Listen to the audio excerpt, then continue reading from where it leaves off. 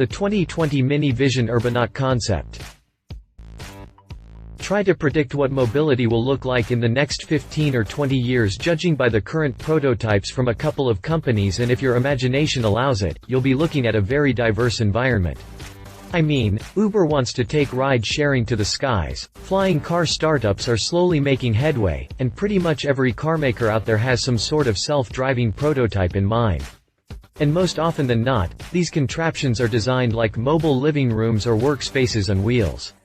Another thing in common is their promise to cut down on dead time since they ditch the human driver in the first place. The latest brand to offer its wisdom on the matter is Mini via a design study that's as interesting in concept as in name. Meet the Vision Urbanaut. Mini's Urbanaut doesn't have a cabin anymore, but space and moments. To better understand the Urbanaut, it's best to look at it from the inside first. Here, the Urbanaut juggles with three ambients, or moments, as Mini calls them. You've got chill, wanderlust, and vibe. Chill is pretty self-explanatory. Basically, the Urbanaut's interior transforms into an oasis of calm that uses ambient music, atmospheric sounds from nature, and an appearance inspired by a green forest canopy. Cabin lighting can also be dimmed according to your relaxation needs. Plus, you get actual furniture pieces, such as a small couch with pillows, an even smaller armchair of sorts, and a tray-size table.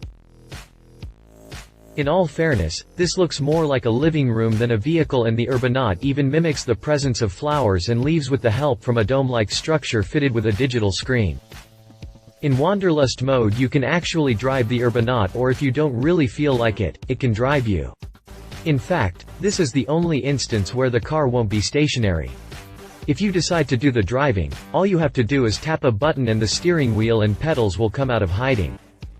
Those on board are also included in the driving process in the sense that they get an animation of the route and additional journey info, arrival time, attractions on the given route. Switch to automated driving and the steering wheel and pedals go away, as well as the driving display that gets tucked inside the dashboard. The third mode, also stationary like chill, is vibe. This could act as support for either a small party of a quieter meeting. In this mode, the Urbanaut's side sliding door is completely open and the windscreen folds up. You can play music and get equalizer graphics on the wheels, pretty much like a boombox or inside of a club. Come to think of it, what Mini actually wanted to do here is create a space and not necessarily a vehicle. Oh, and to active these moments you're going to use a round token of sorts that looks like an alien key and whatnot. Mini calls it the token, and it activates the interiors mode as you place it in each mode's corresponding slot. See? Kind of like an alien thingamajig. But the Urbanaut can be driven, as we've seen, and to do that, it needs a powertrain. Mini's solution is electric, although we don't get any details regarding how many motors are at work or how large the battery is. All we get is that the use of an electric powertrain allowed designers to rethink and increase the usable surface area inside the car even further in relation to its footprint. Why does it look like that? Well, it needs to be roomier enough to hold all the above, but it also has to fit inside a crowded city's small spaces, alleys, and whatnot. From where I'm sitting, the Urbanaut looks like VW's Transporter but built by Mini. By the way, you know it's a Mini from the round headlight design and the logo on the aluminum front grille. Which isn't a grille per se anymore, since we established that the Urbanaut is electrically powered. Even if this is a minivan of sorts, the wheels are pushed to the corners like in a road-going Mini, but it won't matter in the end, and if this Urbanaut finds its way into production, sportiness is out of the question, but it's a nice way of keeping the go-kart vibe alive, I guess. The whole car can project equalizer graphics along its body, and even the wheels can do that. At this point, I'm not convinced of the real-life use of this feature, so this may be Mini flexing its tech arm a little bit. Manufacturing-wise, Mini says the Urbanaut is as eco-friendly as they come. This might be a practice that could be carried on for the carmaker's future cars.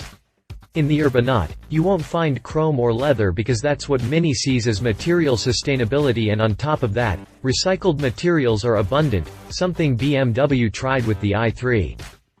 More specifically, the dominant material is knitted textile spiced up with cork on the steering wheel and on various areas of the floor. Some form of plastic should still be present, but we don't get too much info on that front. Final word.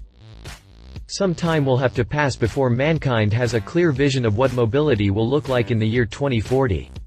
Until then, it's good that carmakers are beginning to think ahead in their attempt to cater for different kinds of customers and trends. Whether such cool yet eyebrow-raising concepts will find an application in real life in 1 or 2 decades from now, well, nobody can tell. So time is our best friend here. If you liked this video, please share your thoughts in the comments below and don't forget to hit the subscribe button.